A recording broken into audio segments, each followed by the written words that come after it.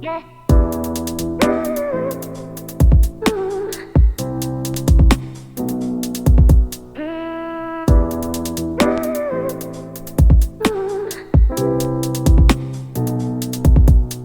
Yeah. So, today we are having a little bit of like a different type of episode. Obviously, Owen is not a part of this. He's just not answering. Yeah, we ain't got time to wait. We have come to talk about the slain dragon that is Nico Harrison and him being fired. But before we do that, I actually have some other news. What's the other that, news? We have other news that we need to talk about. Yes. I saw this. The official format of the 2026 NBA All-Star Game has just been released. We have 3 teams, 2 U.S. and 1 World team. There's going to be 4 games each with 12 minutes. There's going to be 4 games with 12 minutes each. Round robin. Each team plays the other 2, and then the championship, the top 2 from the round robin meet in Game 4. There's going to be 24 players, 12 from each conference, and they are selected without regard to position. So each team will have a minimum of 8 players. There will be 24 All-Stars, again, 12 from each conference, 50 fan vote, 25 current players, and 25% media. If voting doesn't see 16 USA players and 8 world players, which can include U.S. players with ties to other countries, then Adam Silver will select an additional All-Star to join either group to reach the minimum. So there's going to be a minimum of 24 All-Stars. And then potentially more,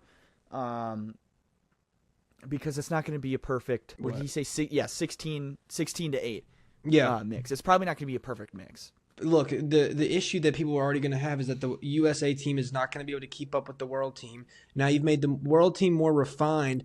Now you have 2 teams. And you watered down Team USA. Team USA is going to suck. Both of them. Yeah, if anything, you should do 2 world teams and 1 USA team, if anything. This is just me going off of, like, obviously, I'm just going off the leaders in fantasy alone. I'm gonna read off the leaders in fantasy, and we're gonna go because most of these people are going to be all-stars. Yes or no? Oh, so we're gonna go through just the top. Well, I'll say the top 10, arguably. Whoa. The 9th best player maybe not the top 10 because I don't think Alex Sarr is going to be an all-star. He's number 9 in fantasy. Yeah, but fair. Well, he's had a good start to the season. Giannis Antetokounmpo, that's Team World. Giannis, Nikola Jokic, Greece, Team World. Serbia, Victor Wembanyama, Team World. France, Shai Gilgeous-Alexander, Team Canada. World. Cade Cunningham, finally a Team USA guy.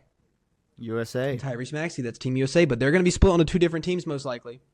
So we have one. So far, we've got 4 players on one team and then 1 player on each of the others. Evan Mobley, USA. Team USA. Don't think Julius Randle's going to be an all-star, but he's up here. Regardless, we're going to see like Anthony Edwards, we're going to see Cat, those guys on separate teams, and then we're going to have And that's without like 3 MVPs? Well, depending on how 4 Luka. guess- You're also and- thinking and- Luka. No, 5 MVP caliber players on one team. exactly. Keep in mind, the entire MVP so- race is Team World right now. Yeah, and that's like the biggest issue here because it's like we don't really have. I mean, if it was 1-to-1, like you were saying earlier, if it was 1-to-1, I would already be worried. And I like the idea of having like it's kind of like what hockey does with whatever the hell that's called. So I like the idea of okay, we're gonna fight for our country, but the thing is like it's gonna be it's already like world versus USA. Gonna be a blowout, and now it's gonna be. It's like the only thing you could say about the 1v1, like if it was 1-on-1, Team USA versus Team World, like one team. The Team World is very top heavy. When you get to like, 6th man, not even 6th man, maybe like 7, 8, 9. It's gonna get a little bit weaker. I think the team. Well, they're only gonna have 8 players. Yeah, so it's fine. Team World's gonna cook. if they actually care, and in this situation, I feel like Team World's going to care more, personally. Oh, absolutely. I think so. I completely I don't think Steph and Jalen Brunson and Austin Reeves and Kevin Durant really care. No, they don't. They don't care. They don't care. But Team A will play Team B in Game 1. The Game 1 winner will play Team C in Game 2. And then the losing team of Game 1 meeting Team C. Welcome to Adam Silver's gimmick NBA, because he just keeps doing gimmicks. Yep. After Game 3, there were the top 2 teams by record will advance. What if they're all 1-1? What happens then? Another game.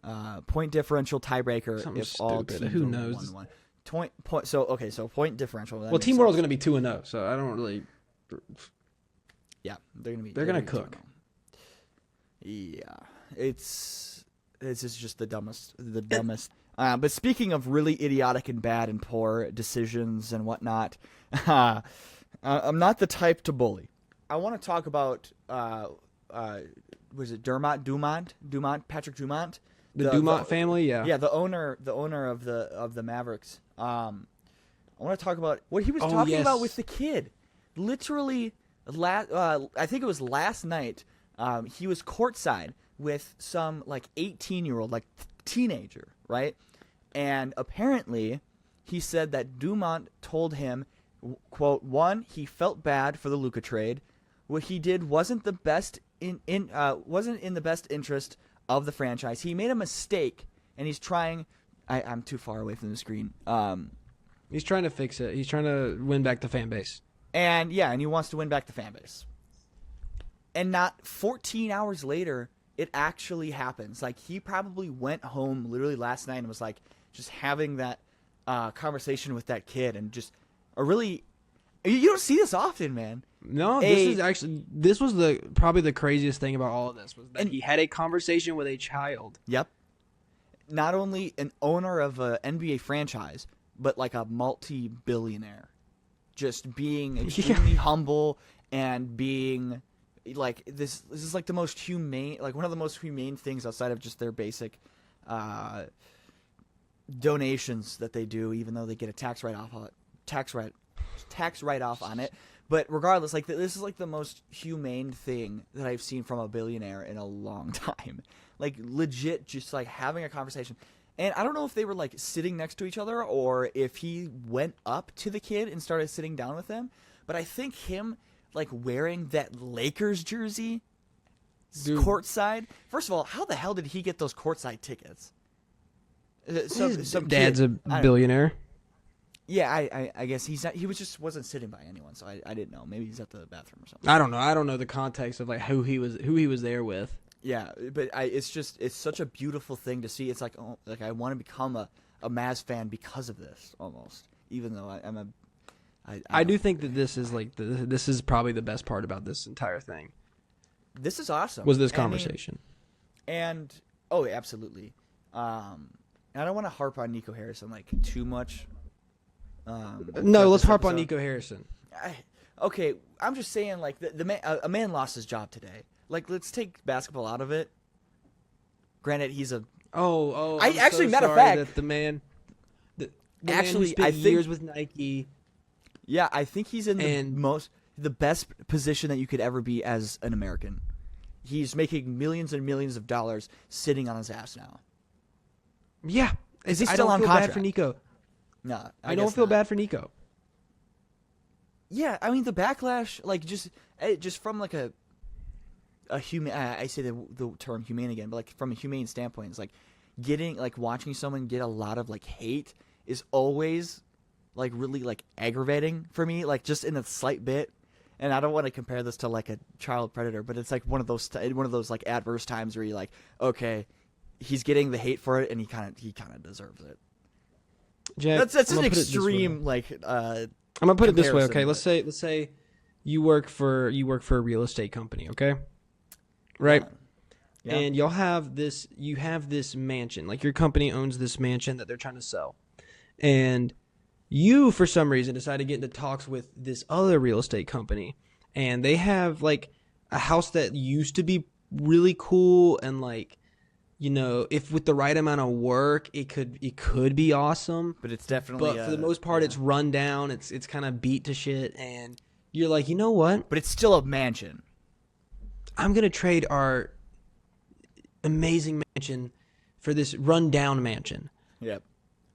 You're gonna get fired. Your ass is getting fired. And a lot of people are saying, and I know Drew was saying this prior to this, like, why don't you just like stick out with the plan? I mean, it already happened. Might as well. I think that's the dumbest thing ever. Like, this is your moment to rebuild. You fired NICO Harrison. You obviously don't want to stick to the plan. Well, of course not anymore. But we didn't know that prior to this.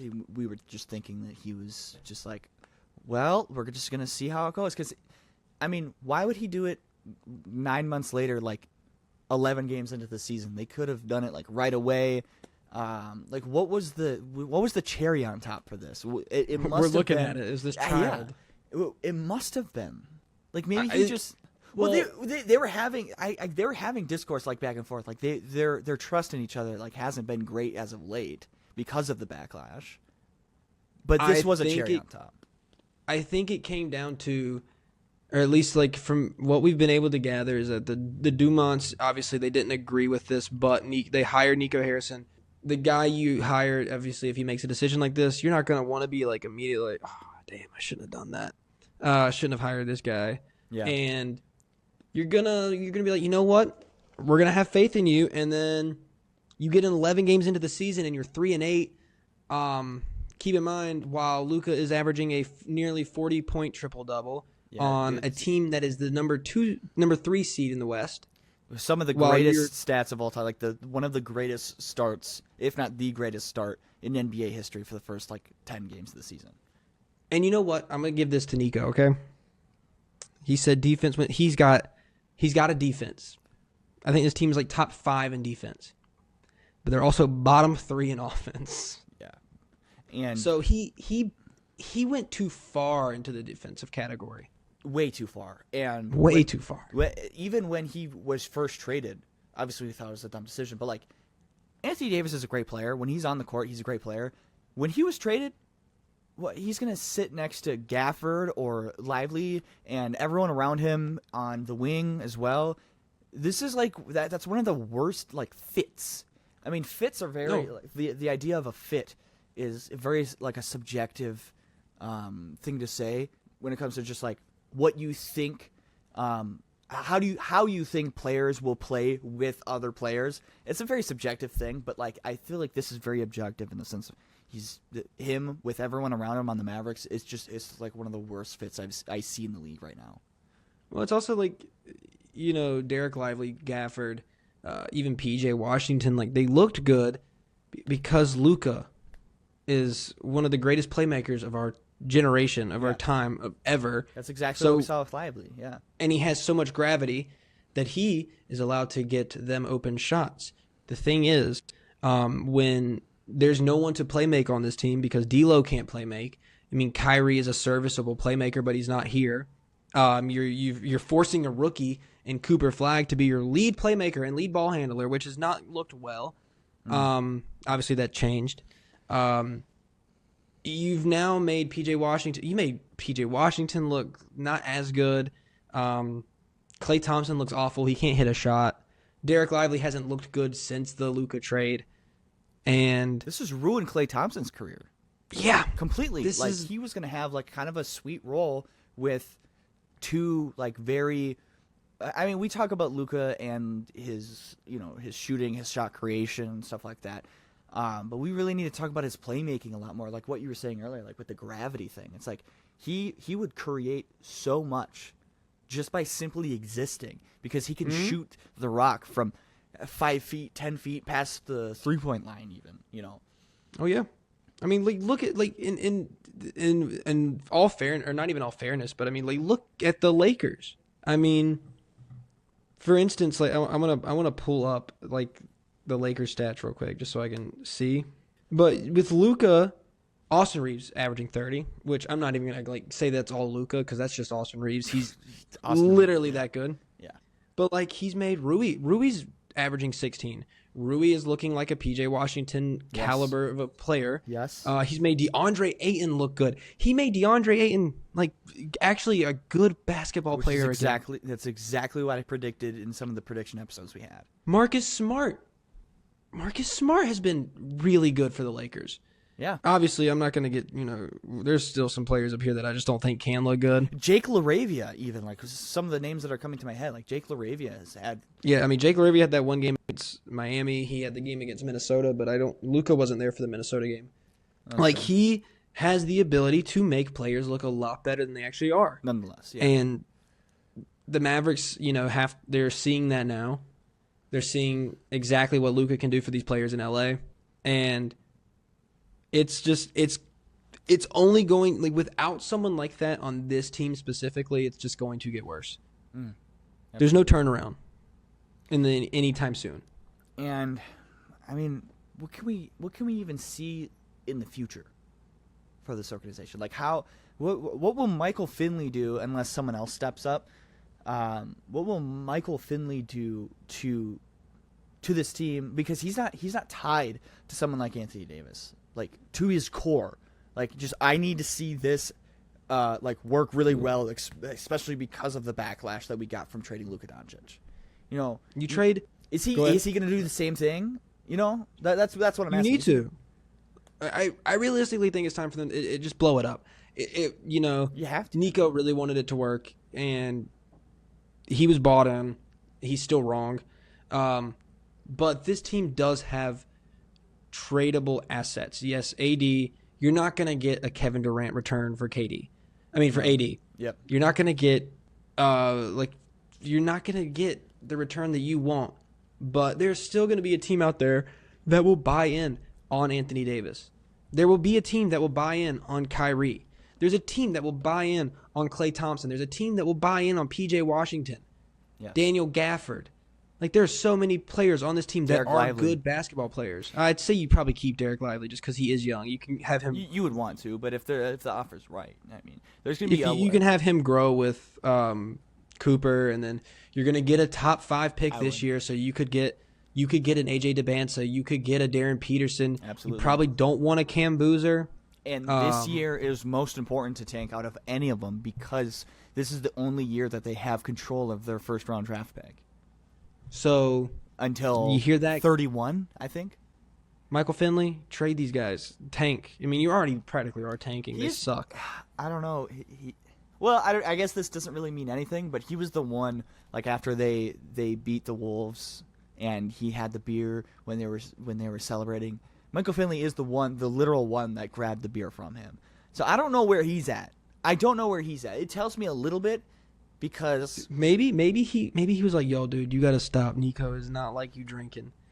You got to, and then. Oh, okay. I mean, it could be either way, He could also just be, like, really on Nico Harrison's side in the sense of, like, this guy's fat, he's out of shape. I think it was more of just like, hey, dude, maybe he liked Luka and was just like, I'm trying to give Michael Finley the benefit of the doubt. That could and say that maybe he was just like Luke.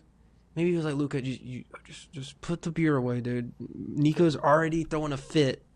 He's up my ass like every weekend. He talks about me. He talks about you weekly. It could be. I'm trying to give him benefit of the doubt, but I mean, we don't know. It is Michael Finley. Patrick Dumont sent a letter to the Dallas Maverick fans after firing Nico Harrison, and it says, quote here. On May 30th, 2024, the Mavericks won the Western Conference Championship. We came up short in the NBA Finals, blah, blah, blah, blah, blah. No one associated with the Mavericks organization is happy with the start of what we all believed would be a promising season. You have high expectations for the Mavericks, and I share them with you. When the results don't meet expectations, it's my responsibility to act. I made the decision to part ways with general manager Nico Harrison. Just high-end class. Just high-end class. I have nothing but good words right now for this guy. Yeah, I mean, I think it was 9 months too late, but you got to do what you got to do. He gave him a little bit of chance. I think 3-8. 3-8's bad. People are saying it's too early in the season. If you're already going to start the season with him, you might as well do it more. 3-8 is a really good indication that you fucking suck at basketball. Yeah. I mean, are we going to say the Pelicans are going to come back? No, nobody's going to say the Pelicans are going to come back. No, and a part of it is the injuries. I mean, like, yes, Anthony Davis is going to come back and he's going to be healthy, and he's probably going to play maybe even the majority of the season. Who knows? But off rip, he's injured again. This is the second time.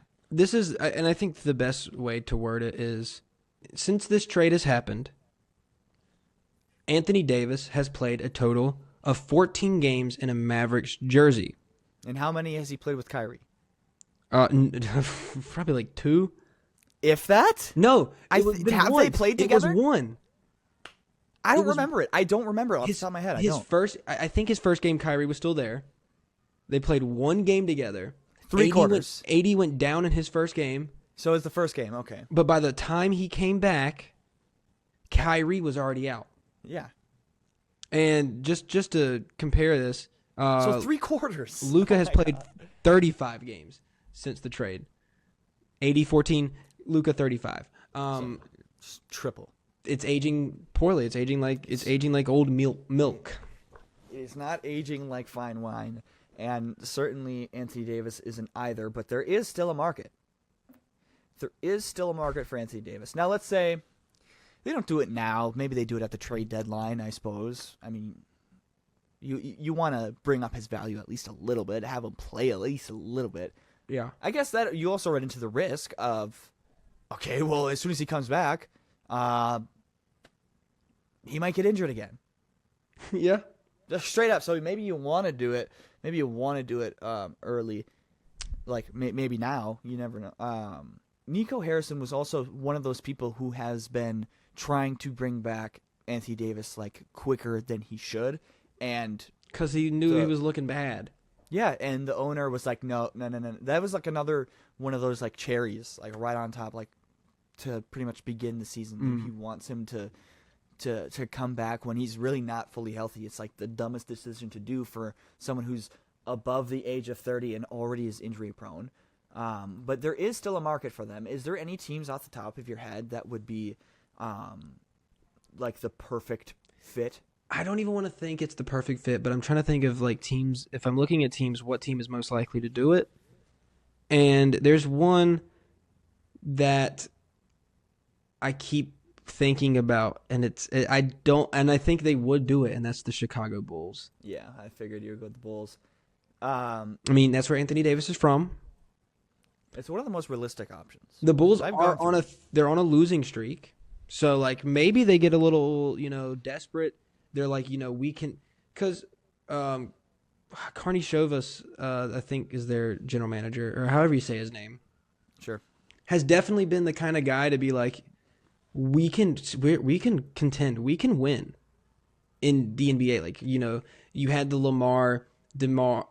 Lonzo, DeMar, and Zach LaVine Bulls that they worked out for a little bit, and that little sliver made Carney Shovas think we are a top team in the East. Now you've got the Bulls who started off extremely hot this year. Josh Giddey has looked amazing. Nikola Vucevic has looked amazing. Great. And there's your you don't trade Josh Giddey if you're in this situation. You would try to trade Vooch. No. Vooch. Yep. I think there's a world where the Bulls are like, if we get Anthony Davis with Josh Giddey, Madas, and we'll probably throw in Kobe White because we looked better before Kobe White even came back. I don't think Kobe White's back yet. I think only one of those two players. No, he hasn't come back yet. Actually, he might have had like one. No, I don't think he's come back yet. One of those two players would be traded in this scenario. It would either be Vooch and Kobe White, man. I think it'll be less. I think it'll be one of the two. It would probably just be Vooch. It would probably only be Vooch because would it? But you can do it without Vooch. Well, I think the reason behind Vooch is that they're very bought into Madas, and he is a power forward. Unless you're bringing Vooch off the bench, but you also have Zach Collins. Like you can throw him at the 3. Not Zach Collins. Yeah, they have Zach Collins. Can you bring him out to the 3? I think he's skinny enough. Is he down? I don't think. Yeah, he's 209 pounds, 6'10". I think he'd do it. Yeah, but then you're going to lose your shooting from like Io and Kevin Huerter. Kevin Huerter had a phenomenal game last night against the Spurs. One of those two guys would be the 2 guard, would he not? Because if you're having, I guess when Kobe White comes back, you don't know. Well, It just depends. I mean, like what? this is Okay, is so what the offer the would be. hypothetical starting five we're gonna look at here would be what? Josh Giddey, Kevin Herter, Modest, Anthony Davis, Anthony Davis, and Vooch. and Vooch. So Kobe White's well, no, it can't be just Kobe White. It has to be Vooch. Money financially, there's no way. Patrick Williams, Zach Collins, and Kobe. Is that enough to make AD? Might be a little bit more, but that's No, that's that it. works. That's it. So I think it's one of those two. I think it's either going to be Nikola Vucevic or it's going to be Kobe White. Because you don't want to do both. I don't think he's worth both right now. It'd probably be If easier this to do happened Kobe right now. White. That way you could have a point guard too. That would be helpful. Exactly, and that's kind of what they were going for, and I think that's why I would want to do that, even if I'm the Bulls too. Damn, though, that's a lot to give up for AD. At this point, Well, because Patrick what if they Williams is gave playing pretty well. What if Kobe- they gave something else in return? What would you want though? Like Najee? No, Najee would probably take it up way too much because Jaden everybody's Hardy. getting. I mean, Jaden Hardy, but is the Yeah, we'll take it. Hey, we'll take Kobe White off your hands, but I'll give you point guard back. Or we'll take shooting Jaden. guard. Yeah, is Jaden Hardy going to make it too much though? Because that is $6 million. Let's see. No, it works. Still good. Still good. If I'm the give him back Bulls, then Jaden I would Hardy. do it. If you were the Mavericks, would you do it? Yeah. I would say absolutely. I think. Well, we would. In all honesty, you probably aren't going to get picks though. Not if you're getting Kobe White. That's where it gets a little interesting, is because like Kobe White's young enough, but like you don't think he's going to be that guy. Like probably third or fourth option if you do want to build a championship team and you're expecting Cooper Flagg to be the guy to carry it. Give him a second. There. Well, I'm saying get a pick from the Bulls. Oh, really? This is a contend move for the Bulls. They don't really care for the picks. Hypothetically, this is a contend now Okay. move for the Bulls. So they're not really worried about that. If anything, they would want another player. That's when But you you're could saying- probably get like a maybe. I don't know, dude. It gets complicated. I don't think the Bulls give in a pick.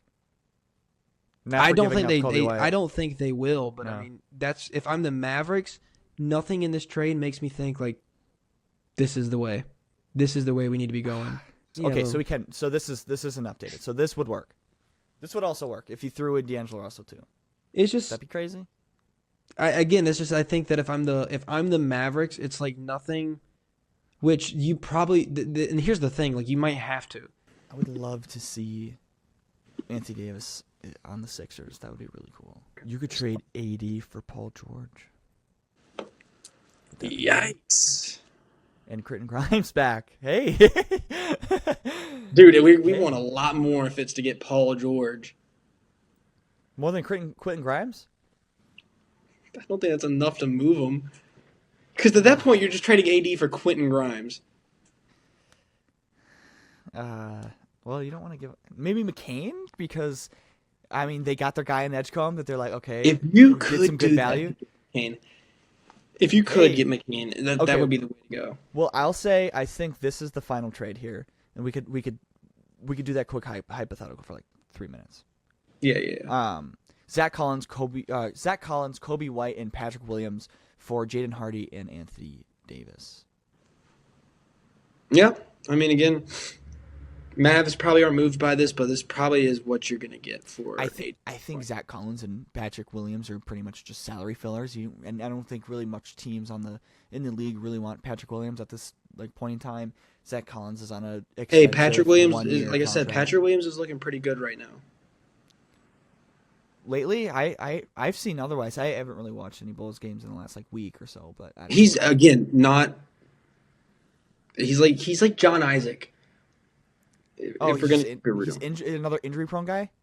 No, his style of play has what people thought was Yeah. going to be a Kawhi Leonard is more of a Jonathan. And that's why Isaac. they drafted him like 4th overall, like really super high when we thought he was going to be like a late lottery pick. Anyway, that's those guys right there. Let's talk about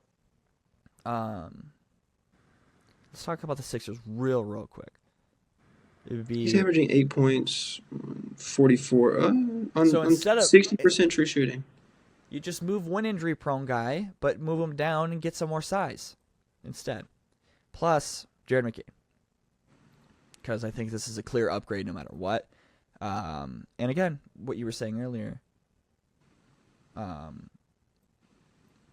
I think I was saying this earlier. Like, they got their guy. And maybe they just want to move on. They still have Quentin Grimes. Or would it be Quentin Grimes too, you think?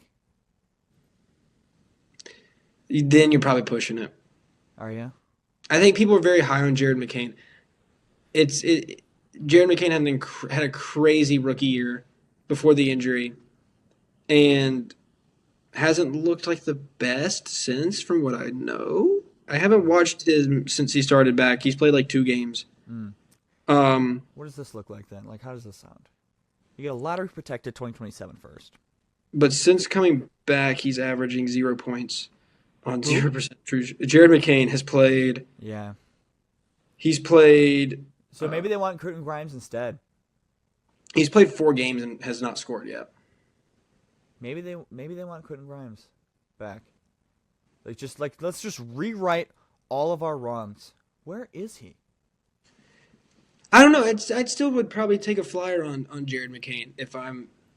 This is before they re-signed him. I don't know, man. I still think we would try it. We would go for Jared McCain. Give him a chance. Like, obviously the sample size this year is very small, 4 games. Coming off of a horrendous injury. Let's not forget that. Like, he hasn't played basketball in over a year, almost a year. Oh, dude, I don't know. I think. Because I think Quentin Grimes is playing too well for them right now. I mean, but you're getting Paul George back. I mean, you're not getting anything back.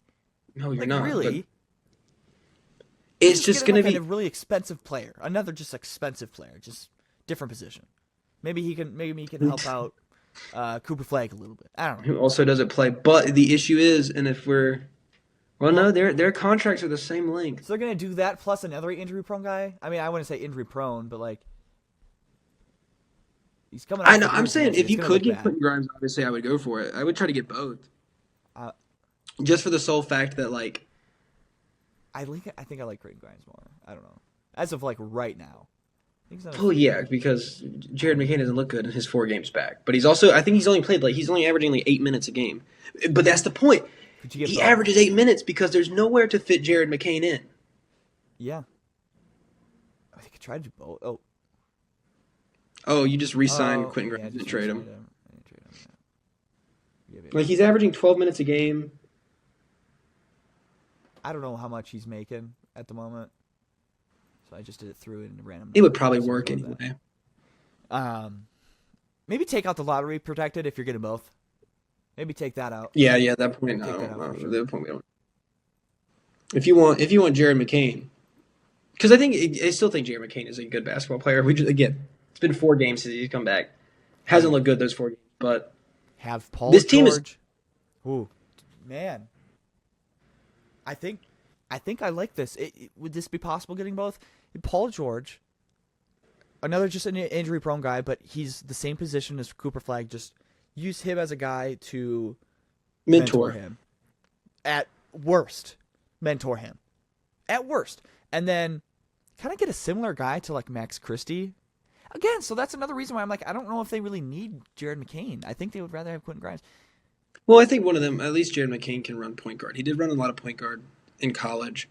True. And yeah, that's a good you point. need a point guard, and Jared McCain, why not? I mean, yes, Jared McCain is a walking bucket. Like, that's going to be his main role. But Max Christie is not a walking bucket. He's more of a defensive-oriented guard. So you get to try at least one of the two. See which one works best. I think this is perfect for the Mavericks. Yeah, because God, dude, imagine that's their starting lineup. The 76ers having Anthony Davis and Joel Embiid would be. And that's another caveat too. It would be so. I don't know how the spacing would look. I don't. And just well, it's not even really that. It's the fact that like, oh god, we now have the two big men who can't play, who just don't play. Okay, so how does this impact the 76ers before we go here? It doesn't, because Anthony Davis isn't going to play. And I don't think he'll ever play with Joel. He does. Let's just say best case scenario he does. He's alongside Joel Embiid for at least 40 more games this season. That front court defense is going to be So good, dude. Oh my god. Yeah, and then so Like it would be Tyrese we Maxey, VJ saw Edgecombe. we saw what the Pelicans looked like when it was AD and Boogie. Yeah, AD and Joel, obviously Joel is not in his peak anymore. Like they're both yeah. very injury prone, but they also have Tyrese Maxey and VJ Edgecombe. I maybe even at this point, I think the Mavs throw in something. They throw in like a swap or something. Because they have these first round picks 28, 29, and 30. It's just swaps. So you're pretty much trading away an OKC pick, a Houston pick, or a Spurs pick. So maybe this is the most valuable one. So maybe you just throw in like an OKC first round pick. 2028. I mean, go for it. Oh, what's it? Consecutive. Oh, consecutive. But Maybe you can't. Maybe you can't trade. in theory, like in theory, which was the same stuff we said about this Mavericks team, was in theory they should work, but they don't. Yep. In theory, But they got scores on the other team. the Philadelphia 76ers would look good with Tyrese Maxey, Kelly Oubre would be starting. VJ Edgecombe, Kelly Oubre, Anthony Davis, and Joel Embiid. Yeah. I think they. Can you? Do not send. They sent Caleb Martin back for Quentin Grimes. Yep. Just swap it back, brother. It works. It works. I don't know. You know what? Whatever it is, I don't. It. You can figure it out yourself, the viewer as well. Like, what would you have? Let us know in the comments below. What would you have? Like, what trade would look best just on both sides completely? Both sides get something that they desperately need. How is that possible with trading Anthony Davis? And then you look into the Kyrie thing, and we can get into that in a different video. But They got till the offseason for that. yeah, how is this Mavericks team going to look under Michael Finley or whoever else they bring in? Also, I just wanted to say real quick, the betting odds for Nico Harrison is the New Orleans Pelicans, and I think that is a match made in heaven, brother. Match made in heaven.